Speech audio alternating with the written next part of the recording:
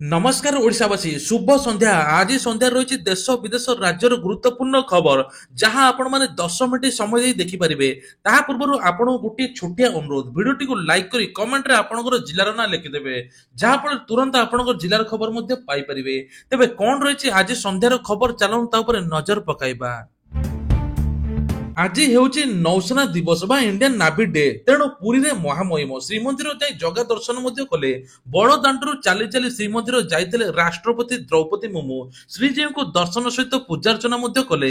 ଅନ୍ୟପଟେ ମହାପ୍ରଭୁଙ୍କୁ ଦର୍ଶନ ପରେ ରାଷ୍ଟ୍ରପତି ଗୋପବନ୍ଧୁ ଆୟୁର୍ବେଦିକ ମହାବିଦ୍ୟାଳୟର ହୀରକ ଜୟନ୍ତୀ କାର୍ଯ୍ୟକ୍ରମରେ ମଧ୍ୟ ଯୋଗ ଦେଲେ। ଆଉ ଅପରାହ୍ନ ବା ଆଜି ପରାକ୍ରମ ଦେଖିବେ ନୌସେନା ଦିବସରେ ମୁଖ୍ୟ ଅତିଥି ଭାବେ ଯୋଗ ଦେଲେ ରାଷ୍ଟ୍ରପତି ଦ୍ରୌପଦୀ ମୁର୍ମୁ। ପୁରୀରେ ରାଷ୍ଟ୍ରପତି କାର୍ଯ୍ୟକ୍ରମକୁ ଦୃଷ୍ଟିରେ ରଖି କଡା ସୁରକ୍ଷା ବ୍ୟବସ୍ଥା ମଧ୍ୟ ହୋଇଛି। ଟ୍ରାଫିକ କଟକଣା ମଧ୍ୟ ଜାରି ରହିଛି। ଆଉ ଆଜି ପୁରୀରେ ପୌରପାଳିକାରେ ସମସ୍ତ ସ୍କୁଲ ମଧ୍ୟ ବନ୍ଦ ହୋଇଛି।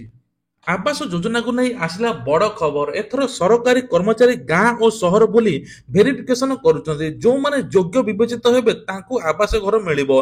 किछि अयोग्य हिताधिकारी माने आवास घर हातेई देइछन्ति जहा फल तांकर जमी अछि गाँ रे बा सहर रे जमी थाई मध्य से माने आवास घर पाइछन्ति ए नै सरकार तरफ मध्य तदंत चलीछि जदि से माने प्रकृत रे समिति करथिबे ताहाले तुरंत तांको घर सहित कार्यानुष्ठान तांको ऊपर नियाजियो बोली कुआ जाउछि। तबे प्रकृत जो माने भूमिहीन जार 10,000 कम सालेरी रही आवास घर मिल कहुच्छी तेणु एणिकी पीएफ टंका उठेबाकू मास मास अपेक्षा करने पड़ोनी एबे एटीएम रु तुरंत उठे पारे पीएफ टंका जदि आपण एक वेतन प्राप्त श्रेणी कर्मचारी प्रति मासरे आपण वेतन रु पीएफ कटुची तेबे एही खबर आपण मानक पई कर्मचारी सुविधा पई सरकार बड़ घोषणा करछन्ती जहा फल कर्मचारी माने पीएफ टंका एटीएम रु काढी परिबे तेबे किछि निर्दिष्ट नियमावली शर्तावली रही से सब मानिले आपण एटीएम रु पीएफ टंका उठाई पारे बोली सरकार कहते। एथर आकाउंट रे जणे नुहे 4 जण रहिबे नोमिनी गोटे बैंक आकाउंट रे जोड़ी पारिबे 4 जण नोमिनी। लोकसभा मंगलवार दिन बैंकिंग आईन संशोधन बिल पारित होईछि। एही बिल रे गोटे बैंक आकाउंट रे 4 जण नोमिनी जोड़ीबार व्यवस्था मध्य कराइछि। एथिसहित जमाकारी को उत्तम सुरक्षा एवं घरोई बैंक गुड़िकर उत्तम सेवा जोगाइबा पई बैंकिंग बिल रे मध्य व्यवस्था होईछि। तेबे आकाउंट धारीकर जदि मृत्यु होई जाए एबे जणे जदि नोमिनी रहउछन्ति बेले बेले असुविधा मध्य हेउछि। वर्तमान एथर आउ असुविधा हेबार नाही जणे बदले 4 जण नोमिनी रही पारिबे जहा फल आकाउंट धारक मृत्यु पर मध्य जे केही मध्य टंका उठाई पारिबे। राज्य रे विधायकों दरमा और पेंशन बढ़िबो गठन हैला नुआ कमिटी विधानसभा रे सूचना देले बाचस्पति। तबे दरमा और पेंशन वृद्धि प्रसंग रे राज्य सरकार गठन करितबा कमिटी रे अनेक सदस्य को शामिल कराइछि।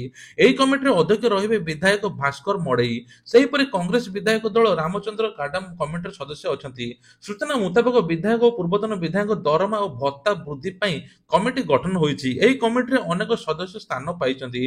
कमिटी रो विरोधी दल मुख्य सचेतक प्रमिला मल्लिक एवं विधायक प्रताप देव एवं तारा बाहिनीपति लक्ष्मण मुंडा एमिति विभिन्न सदस्य रहिबे। सूचना जोगे विधायक और पूर्वतन विधायक दरमा और पेंशन वृद्धि पई पूर्व सरकार अमलर प्रक्रिया आरंभ होइतिला आ सेति पई कमिटी गठन हेबा परे संपर्कित रिपोर्ट प्रदान मध्य कराइतिला।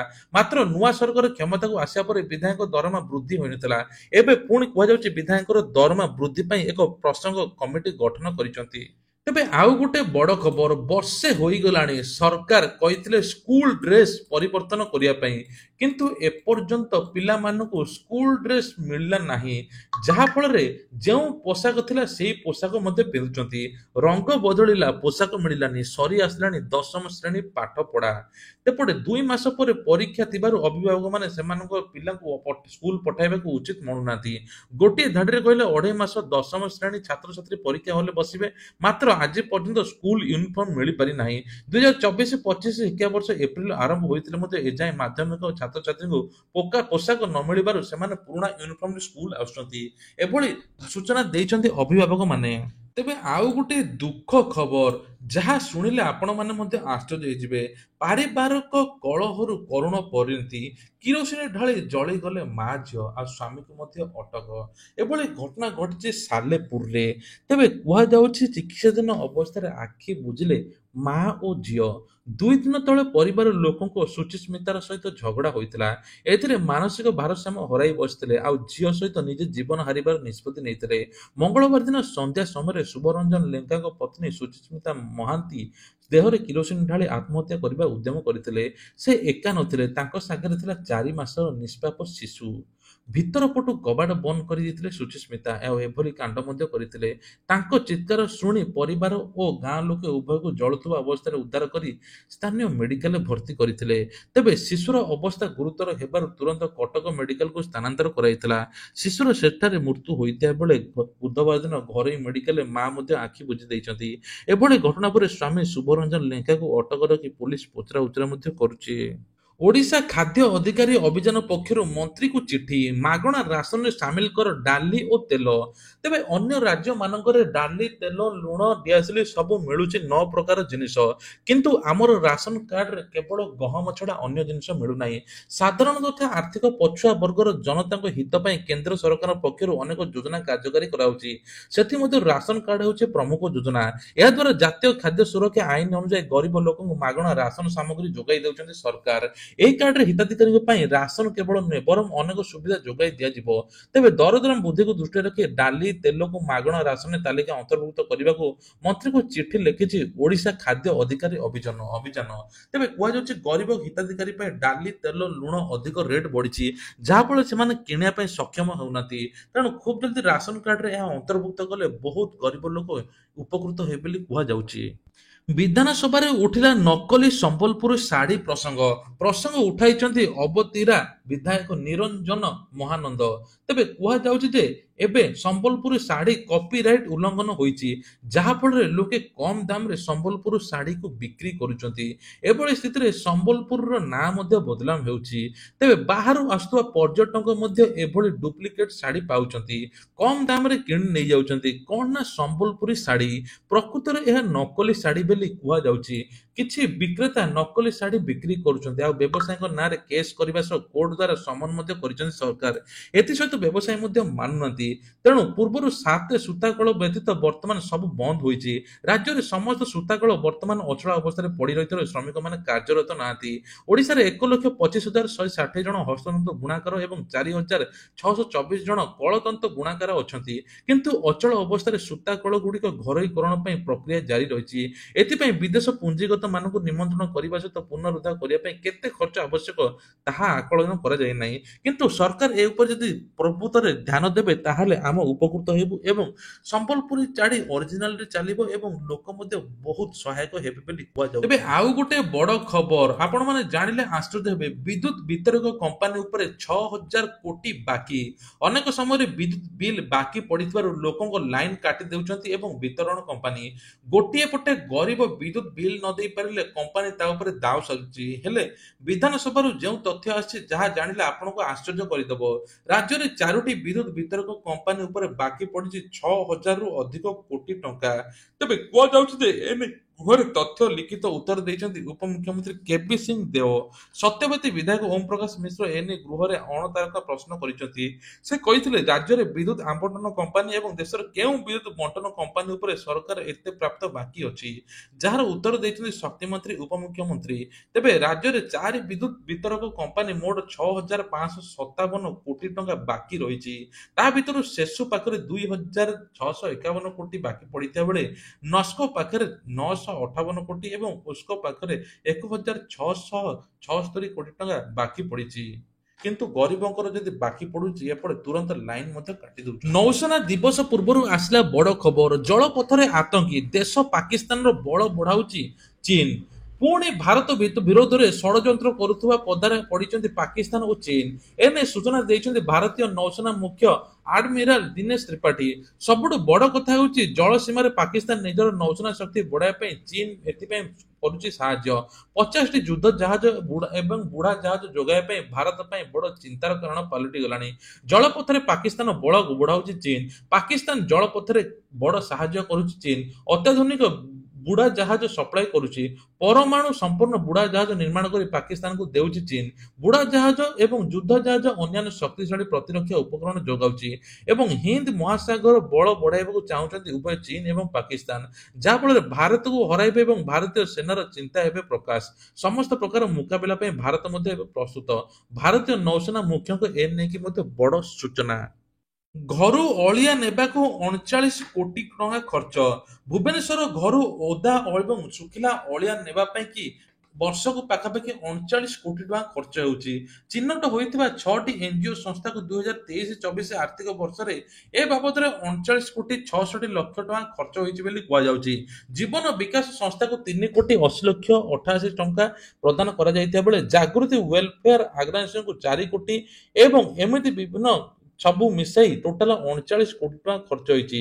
ତେଣୁ ଏ ନେଇକି ସରକାର ମଧ୍ୟ ଘୋଷଣା ମଧ୍ୟ କରିଛନ୍ତି। ତେବେ କୁହାଯାଉଛି କେବଳ ଖାଲି ଅଳିଆ ଏବଂ ଶୁଖିଲା ନେବା ପାଇଁ କି ହେଲେ ବର୍ଷକୁ 39 କୋଟି ଟଙ୍କା ଖର୍ଚ୍ଚ ହେଉଛି। ନୂଆ ବର୍ଷ ପାଖେଇ ଆସୁଛି। ନୂଆ ବର୍ଷରେ ଉତ୍ସବମୟ ହେବ ରାଜଧାନୀ।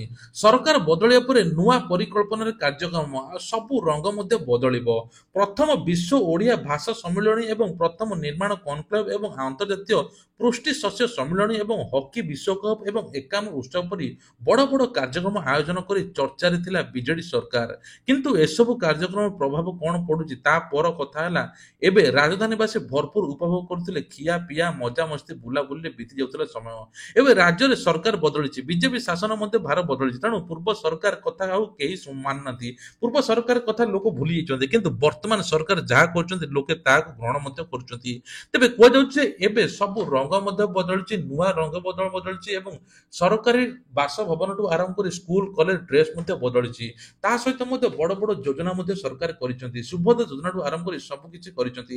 ଆଉ ଜାନୁଆରୀ 8ରୁ ହେବ ଅନ୍ତର୍ଜାତୀୟ ପ୍ରବାସୀ ଦିବସ। ଏହି ସମୟରେ ରାଜାରାଣୀ ମୁକ୍ତେଶ୍ୱର ଅନ୍ତର୍ଜାତୀୟ ଓଡ଼ିଶୀ ମହୋତ୍ସବ ଏବଂ ଯୋଗଦେବେ ପ୍ରଧାନମନ୍ତ୍ରୀ ରାଷ୍ଟ୍ରପତିଙ୍କ ସମେତ 3,500 ଅତିଥି।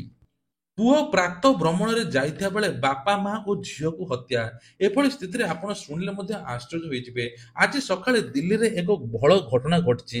3 ଜଣଙ୍କୁ ହତ୍ୟା ଏବଂ ଟ୍ରିପଲ ମର୍ଡର ମାମଲା ସାମ୍ନାକୁ ଆସିଛି। ଜଣେ ବ୍ୟକ୍ତି ତାଙ୍କ ପତ୍ନୀ ଏବଂ ଝିଅକୁ ଘର ଭିତରେ ପଶି ମାରି ଦେଇଛି। ସକାଳୁ ପୁଅ ପ୍ରାତଃ ଭ୍ରମଣରେ ବାହାରକୁ ଯାଇଥିବା ବେଳେ ବଞ୍ଚି ଯାଇଥିବା ସୂଚନା ମଧ୍ୟ ମିଳିଛି। ପୀଡ଼ିତ ହେଉଛନ୍ତି ରାଜେଶ ଏବଂ ତାଙ୍କ ପତ୍ନୀ କୋମଲ। ସେମାନଙ୍କର 23 ବର୍ଷୀୟ ଝିଅ କବିତା ବୋଲି କୁହାଯାଉଛି।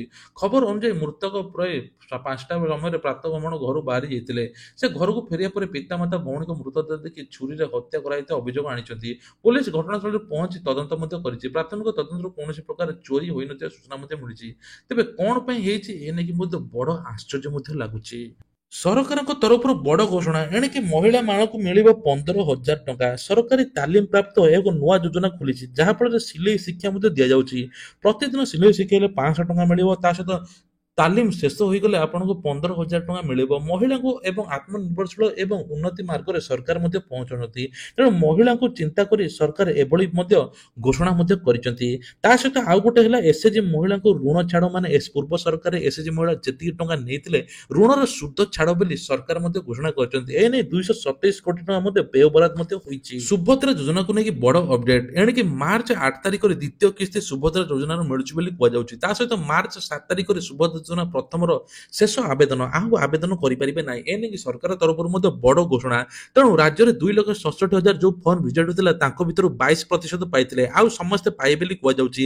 ଯଦି ଆପଣଙ୍କ ସୁଭଦ୍ରା ଯୋଜନା ଏପର୍ଯ୍ୟନ୍ତ ରିଜେକ୍ଟ ଅଛି ଆପଣ ବାୟୋମେଟ୍ରିକ ବା ଆଖି ସ୍କାନ କରି ତୁରନ୍ତ ଆପଣଙ୍କର ବାୟୋମେଟ୍ରିକ କମ୍ପ୍ଲିଟ କରନ୍ତୁ। ତା ସହିତ ଆପଣ ଜନସେବା କେନ୍ଦ୍ର ଯାଇ ନିଜର ଷ୍ଟାଟସ ମଧ୍ୟ ଦେଖନ୍ତୁ।